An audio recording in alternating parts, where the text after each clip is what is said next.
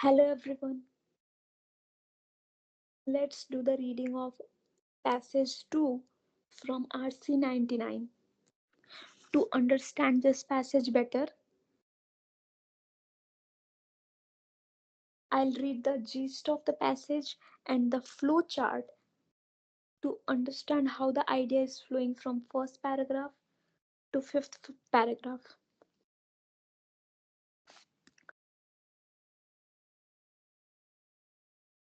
So the passage explores how the railroad, symbolized by the locomotive, was seen as a powerful force of progress in America. While it represented energy and the future, there was also fears and concerns about its impact. Metaphors like iron horse helped ease these fears, and thinkers like Ralph Waldo Emerson believed that railroads could unite the nation. The flow chart, which I am going to show you, this one. This flowchart shows how the passage moves from celebrating railroads to addressing public fears and then presenting them as a tool for national unity. So the first paragraph, railroad is equal to progress and civilization. Then in second paragraph, it shows railroad is equal to American identity, youth power, future. Third paragraph, fear, locomotive as a dangerous monster. Fourth paragraph, solution, iron horse metaphor to calm fears. Fifth paragraph, railroad is equal to national unity, weaving the country together.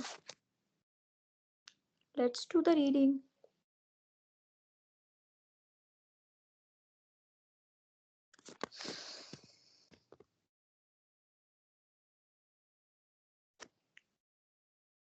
Here, the term vigor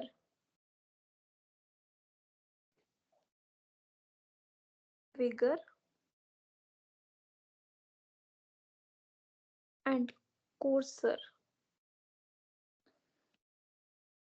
Vigor means full of energy,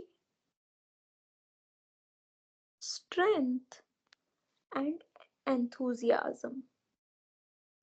And courser, it refers to a swift and strong horse.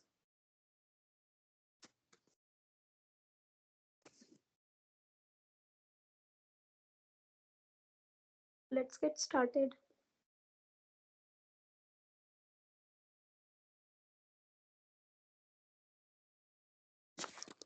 Yes. Henry Varnum Poor, the editor of American Railroad Journal, drew the important elements of the image of the railroad together in 1851.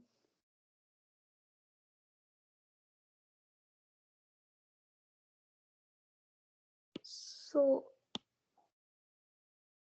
the double goat look, from look to this R, this is stated by Henry Varnum Poor. Author is restating exactly same thing what Henry Poor had said. Let's read it.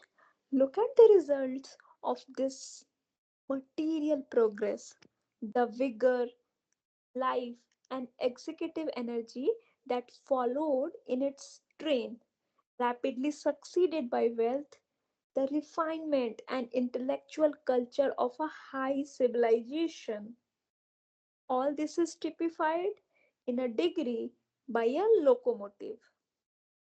The combination in its construction of nice art and scientific application of power its speed surpassing that of our proudest courser horse, and its immense strength all are all characteristic of our age and tendencies. To us, like the telegraph, it is essential. It constitutes a part of our nature, is a condition of our being, what we are.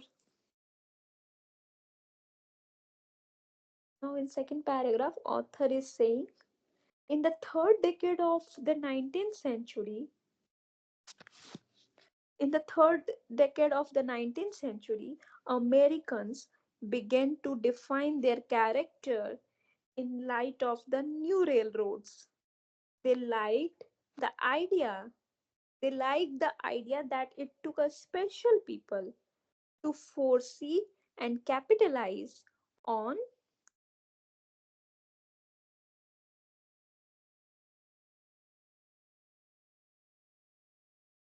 the promise of science.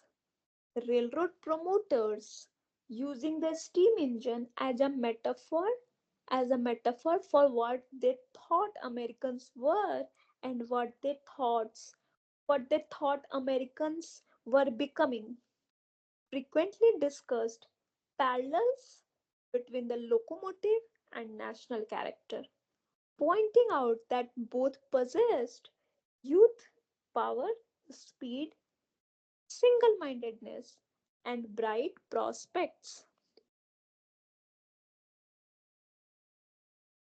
Poor was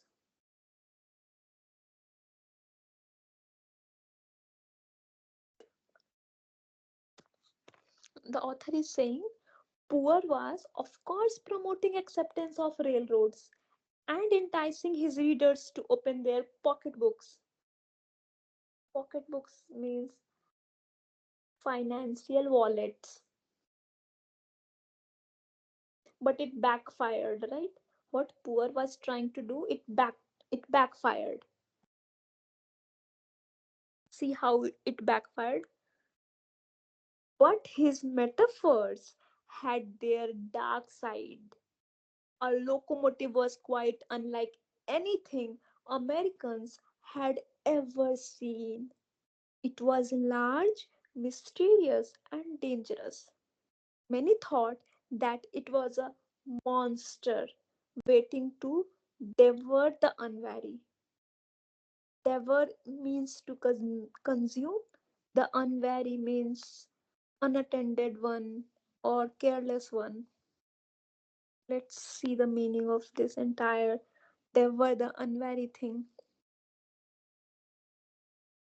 Devour the unwary, used metaphorically. It means consume or harm those who were careless or unprepared.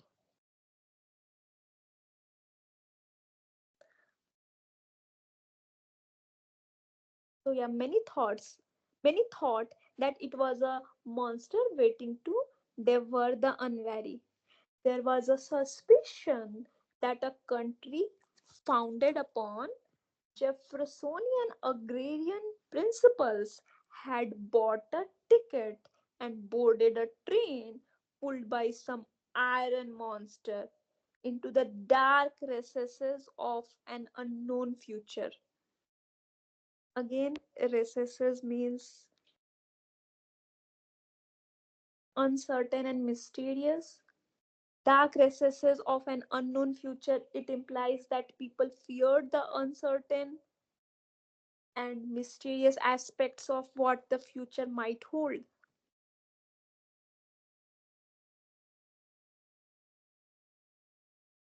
Let's come to fourth paragraph.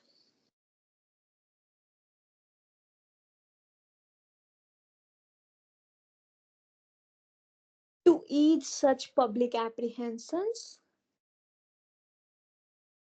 promoters, poets, editors, and writers alike adopted the notion that locomotives were really only iron horses, not iron monsters.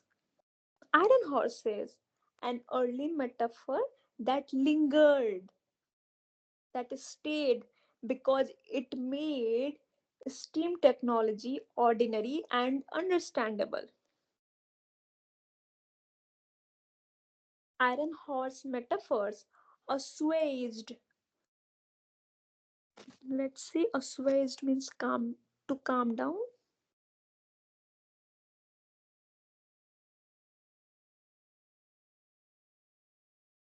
Assuaged. Iron horse metaphor, sorry, iron horse metaphors assuaged fears. It means that calling the locomotive an iron horse helped to calm or ease people's worries. Okay? Iron horse metaphors assuaged fears about inherent defects in the national character,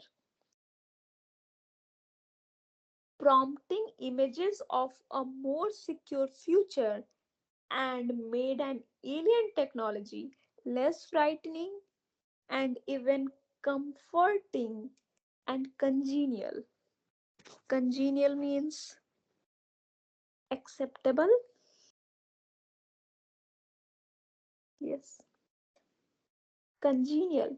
Iron horse metaphors made the technology even comforting and congenial. It means that these metaphors helped make the steam locomotive seem more acceptable and favorable to people. Let's conclude the passage by reading fifth paragraph.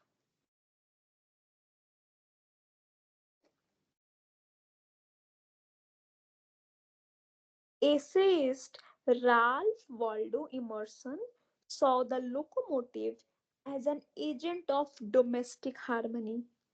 He observed that the locomotive and the steamboat, like enormous shuttles, shoot every day across the thousand various threads of national descent and employment and bind them fast in one web.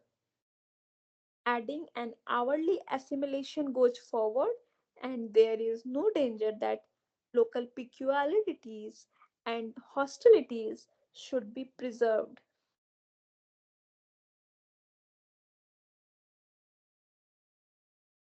Peculiarities and hostilities.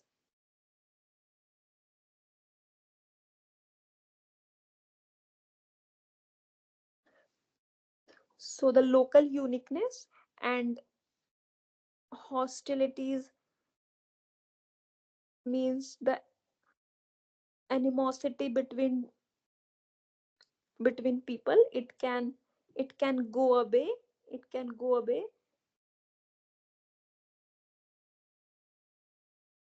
when locomotive will be popular. So it can unite. The locomotive can unite. To us Americans, it seems to have fallen as a as a political aid. To us Americans, it seems to have fallen as a political aid. We could not else have held the vast North America together, which we now engage to do. Yeah, that's all. Thank you for reading with us. Sorry, thank you. Thank you.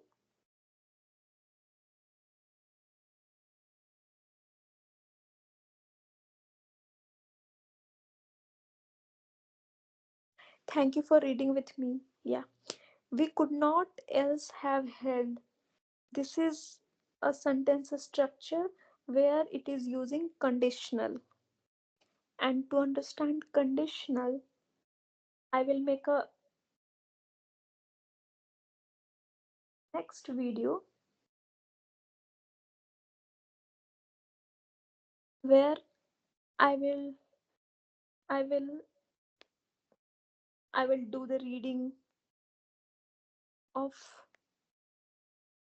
four types of conditional.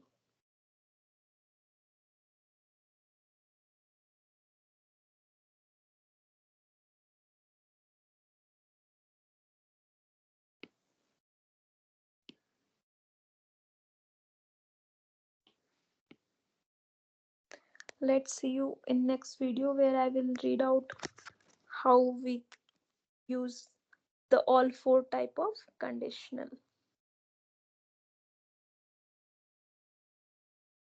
Yeah, that's all. See you next time with the passage 3 of RC 99.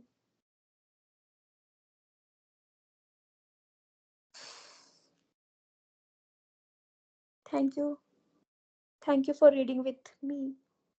Bye.